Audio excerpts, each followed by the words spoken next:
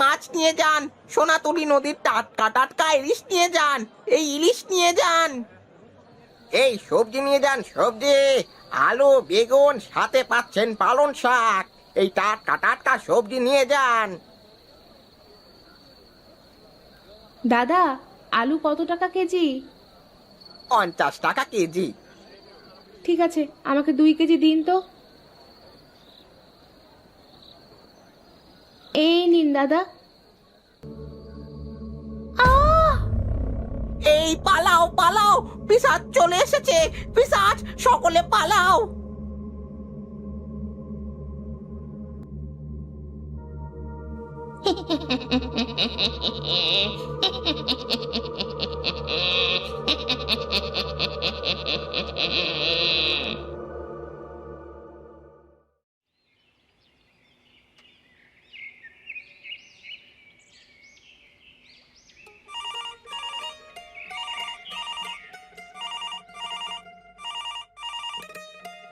Hello. কি রে, এখনো পড়ে পড়ে ঘুমোচ্ছিস? ও মল্লিকা, তুই? তা এত সকাল সকাল কি মনে করে কল দিলি? শোন, তোর সাথে কিছু জরুরি কথা আছে।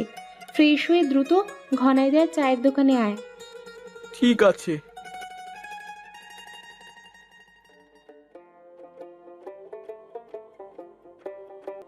তারপর পরীক্ষা তো শেষ, এখন কি করবি ভাবছিস?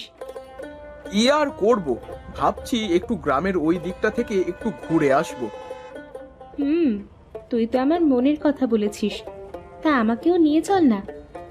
তা না হয় নিয়ে গেলাম, কিন্তু তুই কি বলবি বলে আমাকে ডেকে আনলি সেটা বল। আমিও তোকে এটাই বলতে চাচ্ছিলাম যে একটু কোথাও ঘুরতে চল। তা এই কথা তখন তো বলতে পারতি, আমিও ভাবছিলাম কি না কি বলবি। তা কখন বের হবি শুনি? ঠিক আছে, আজ বিকালে বের হব, কি বলিস? ঠিক আছে।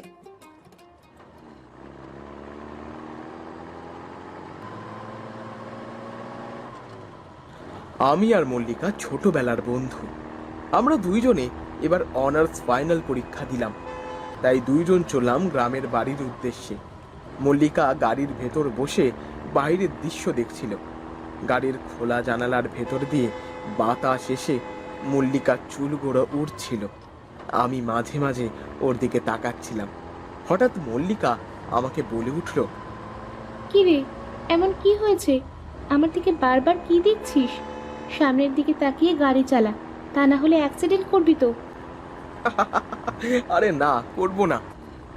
আচ্ছা প্রীতম, আমরা যে বাড়িতে যাচ্ছি এটা কি কাকিমারা জানেন? না, তা জানে না। এটা কিন্তু তুই ঠিক করিস নাই, কাকিমাদের জানিয়ে যাওয়া ঠিক ছিল। আরে মা আমাদের এইভাবে যাওয়া দেখলে অনেক খুশি হবে। তুই যে কখন কি করিস না। মল্লিকা কথাটা বলে আবার জানালা দিয়ে বাইরের দিকে তাকিয়ে দেখতে শুরু করলো। বেশ কয়েক ঘন্টা গাড়ি চালানোর পর সন্ধ্যা নেমে আসলো। রাস্তাটা অন্ধকার, গা ছমছমে পরিবেশ। মল্লিকা সিটের সাথে মাথা লাগিয়ে ঘুমিয়ে আছে। সামনে সোনাতলির হাট। সোনাতলির হাটের কথা মনে পড়ার সাথে সাথে বুকের মধ্যে ভয় কেঁপে উঠল। মা সেদিনও বলছিল সোনাতলির হাট থেকে প্রায় মানুষ গায়েব হয়ে যায়। এই সব কথা ভাবছিলাম আর গাড়ি চালাচ্ছিলাম। গাড়ি নিয়ে যেই সোনাতলির হাটে প্রবেশ করি তখনই আমার ভেতরটা যেন আরো বেশি ভয় করতে শুরু করলো। বাজারের মধ্যে ফাঁকা দোকান পড়ে আছে। কি রে, এমন করে গাড়ি থামালে যে? মল্লিকা, অ্যাক্সিডেন্ট করেছি। কি বলিস? নাম, গাড়ি থেকে দ্রুত নাম। কোথায় গেল মেয়েটা? মেয়ে? কি বলিস? এত রাতে এখানে মেয়ে কোথা থেকে আসবে? আরে আমি স্পষ্ট দেখলাম একটা মেয়ে আমাদের গাড়ির সাথে ধাক্কা খেয়ে মাটিতে পড়ে গেল। মেয়ে গাড়ির সাথে ধাক্কা লেগেছে? তাহলে কোথায় গেল? দেখ, আমি সত্যি বলছি, সাদা শাড়ি পরা একটা মেয়ে। দেখ প্রীতম, এত রাতে আমার সাথে মজা করিস না, চল বাড়িতে যাই। আমার কথা বিশ্বাস কর। হয়েছে, তোর কথা আমার খুব বিশ্বাস হয়েছে। এখানে ভূত এসেছিল আর সেটা তোর গাড়ির সাথে ধাক্কা লেগেছে।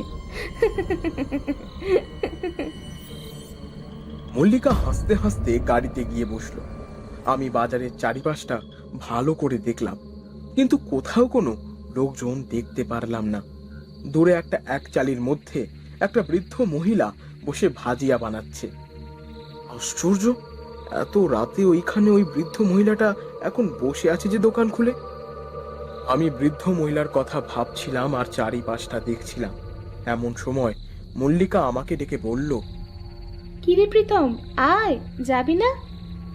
হ্যাঁ হ্যাঁ আসছি। আমি গাড়িতে গিয়ে বসলাম, তারপর গাড়িটা স্টার্ট দিতে লাগলাম, কিন্তু বারবার চেষ্টা করার পরও গাড়ি কিছুতেই স্টার্ট দিতে পারলাম না। কিরে, কি হচ্ছেটা কি? গাড়ি কিছুতেই স্টার্ট নিচ্ছে না। এই রাতে কি একটা ঝামেলা শুরু হলো বলতো? আমি কি ইচ্ছে করে করছি? রাগ করিস না ভাই, একটু চেষ্টা কর। বারবার চেষ্টা করার পরও কিছুতেই স্টার্ট দিতে পারলাম না। মল্লিকা বিরক্ত হয়ে গাড়ি থেকে নিচে নেমে দাঁড়ালো। মল্লিকা, ভেতরে আয়, বাইরে দাঁড়িয়ে থাকিস না। কেন রে, আমাকে কি ভূতে ধরে নিয়ে যাবে? দেখ, মজা করিস না, এই জায়গার সম্পর্কে তুই কিছুই জানিস না। প্রীতম দেখ, দূরে একটা বৃদ্ধ মহিলা ভাজিয়া বানাচ্ছে, চল না ওখানে গিয়ে কিছু খাই। মল্লিকা কথাটা বলেই হাঁটতে শুরু করলো। আমিও গাড়ি থেকে নেমে মল্লিকার পিছু পিছু হাঁটতে শুরু করলাম। বৃদ্ধ মহিলার কাছে গিয়ে দেখি বেগুনি বানাচ্ছে। মল্লিকা পাশে থাকা বেঞ্চের ওপর বসে পড়ল। আমিও মল্লিকার পাশে বসলাম। বুড়ি চুপচাপ বেগুনি বানিয়ে যাচ্ছিল। বুড়িমা, আমাদের কিছু বেগুনি দাও তো। এত রাতে এখানে কি করছো তোমরা? আমাদের গাড়িটা নষ্ট হয়ে গেছে। গাড়ি নষ্ট হয়ে গেছে? হ্যাঁ বুড়িমা, হঠাৎ গাড়িটার যে কি হলো। আচ্ছা বুড়িমা, আশেপাশে গাড়ি সারানোর কোনো দোকান পাওয়া যাবে না?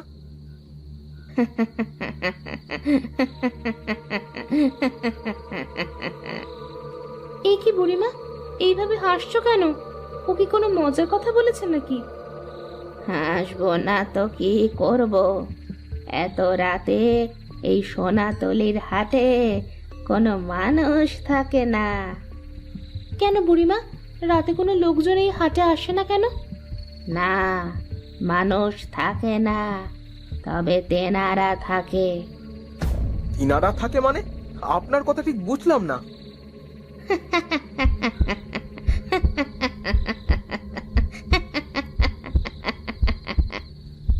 আমার কথা শুনে বুড়ি হাসতে শুরু করলো।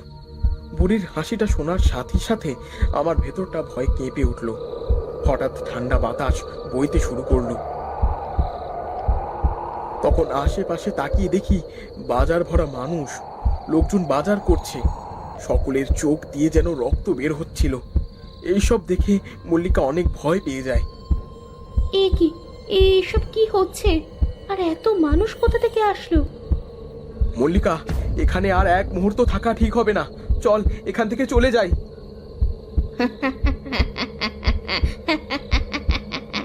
কিরে, ভয় পেয়ে গেলি নাকি রে? ও বুড়িমা, এই বাজারে তো একটু আগে কোনো মানুষই ছিল না, তাহলে এইসব মানুষ কোথা থেকে আসলো? কিছু কিছু সময় আছে যে সময় সব জায়গায় যাওয়াটা উচিত নয়। ওরা এসে গেছে, ওরা এসে গেছে, সব কিছু নিয়ে যাবে।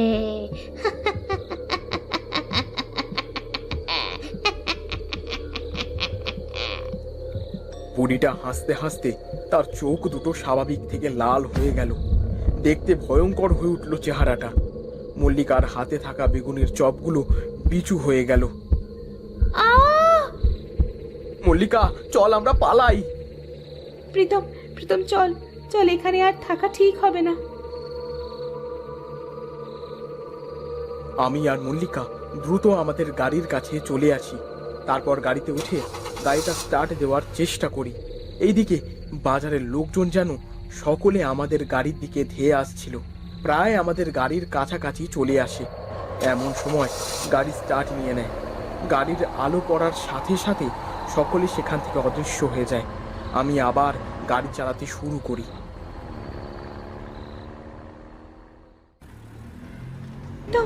এইসব কি ছিল?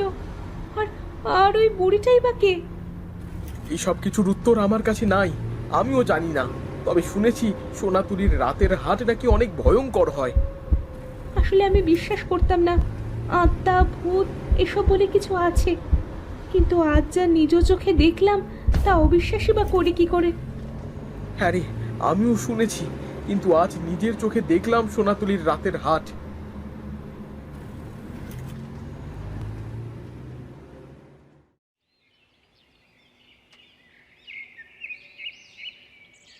বলিস কি দাদু ভাই, তোদের তো কপাল ভালো, ওদের হাত থেকে প্রাণ নিয়ে ফিরে এসেছিস। কিন্তু দাদু ভাই, এত ভয়ঙ্কর জায়গা, কিন্তু সেখানে আবার মানুষজন বসবাস করছে। আবার শুনলাম দিনের বেলা ওখানে হাট বসে। হ্যাঁ, ওই গ্রামের মানুষ সকলে জানে এই ঘটনার কথা। এই জন্য বাইরে যা কিছু হোক না কেন, কেউ ঘর থেকে বের হয় না। দাদু, ওখানে এমন কি হয়েছিল?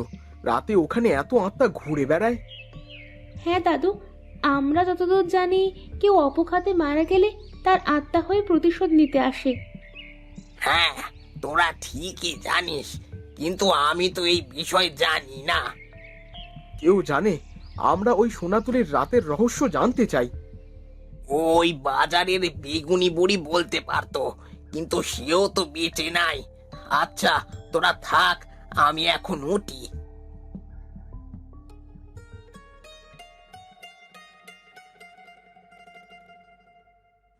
কি রে, তুই এইভাবে আমার দিকে তাকিয়ে আছিস কেন? আমি যা ভাবছি তুইও কি তাই ভাবছিস? হ্যাঁ, আজ রাতে ওই বেগুন বুড়ির কাছে যাইতে হবে, তাহলে সব কিছু জানা যাবে। তুই ঠিকই বলেছিস। এর রহস্য না জানা পর্যন্ত আমার ঘুম যে হবে না।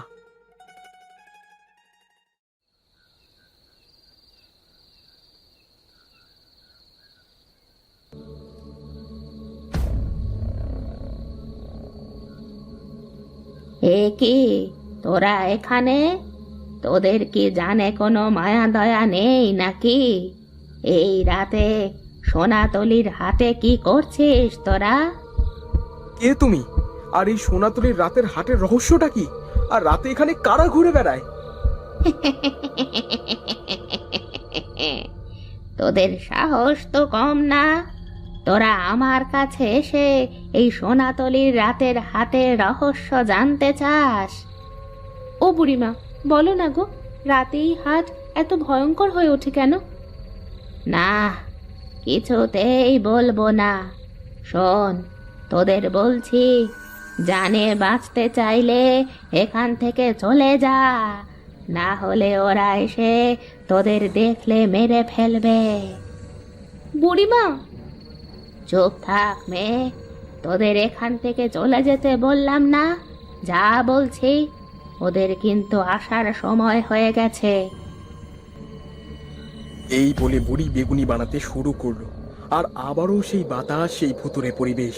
দেখতে দেখতে আবারও সোনাতুলির হাটে লোকজন ভরে যায়। আমি আর মল্লিকা তখন বুড়ির দোকানের সামনে দাঁড়িয়েছিলাম। হঠাৎ দেখলাম কিছু লোক আমাদের দিকে এগিয়ে আসছে। পেছন থেকে বুড়ি বলে উঠল, কি হলো? তোরা এখনো এখানে দাঁড়িয়ে আছিস কেন? ওরা তোদের মারার জন্য আসছে। জীবনের মায়া থাকলে এখনই চলে যা, চলে যা এখান থেকে। প্রীতম, প্রীতম চল, এই সোনাতলি রাতের হাটের রহস্য আজ জানা লাগবে না, পরে ভেবেচিন্তে এই রহস্য বের করব। মল্লিকার কথা শুনে আর এক মুহূর্ত দেরি না করেই হাঁটতে শুরু করলাম। আর চলে এলাম সোনাতুলির হাট থেকে। জানা হলো না সোনাতুলির রাতের হাটের রহস্য। থেকে গেল মনের ভেতর কিছু প্রশ্ন আর রহস্য না জানার আক্ষেপ। তবে আমি এর রহস্য ঠিকই বের করবই।